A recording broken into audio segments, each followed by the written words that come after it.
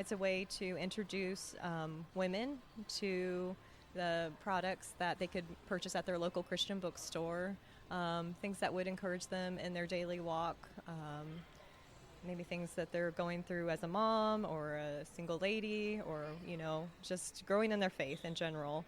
And ultimately, for more to life, it goes back to John 10:10 when Jesus said, I've come that they may have life and have it more abundantly.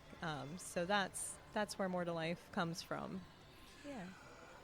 Share with me about the type of content, and let's talk first of all about the publication. It is available digitally. It's an Yes. online publication. So tell me what what sort of content that you really put into this. Sure. So the content digitally, it can be found on our website, mtlmagazine.com. And that's where we also host our podcast. So basically, it's essentially a blog where authors who have a new project coming out will write an inspirational devotional type piece, or maybe a practical how-to, something that ties into the topic of their latest project. So we have the blog section. We also have a weekly newsletter that goes out. It's called our Intersection column, and it's kind of the story behind the story.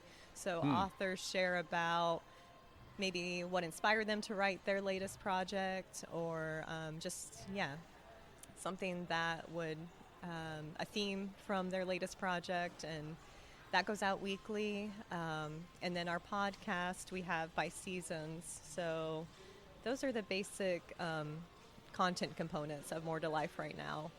We would love to bring back our print magazine, and so definitely if someone's interested, they could reach us on our social media page as well.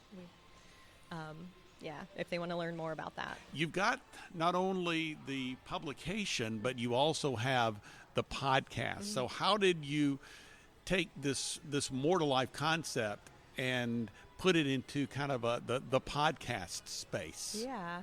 Well, as we were talking about earlier, technology is always changing. So we just want to be able to communicate and get the word out however we can. And so, podcasting is something that came onto our radar a couple years ago.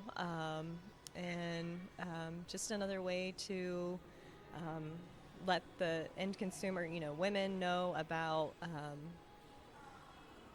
new authors and maybe their latest projects, and just hear the heart behind their story. So when you're talking with someone, or I guess back up just a bit, when you're considering who you want to talk to, what you want to present to your audience, what are your goals? What are you looking for? I think ultimately I just want it to be an encouragement to our listener, and maybe something that's relatable, something that's just, I feel like podcasting is entertaining, but it could also be educational. And so those are the components that we're looking for in the More to Life podcast, something that is entertaining, but ultimately just draws them closer to the Lord. So we talk about the author's projects, but then we also dig deeper into personal matters.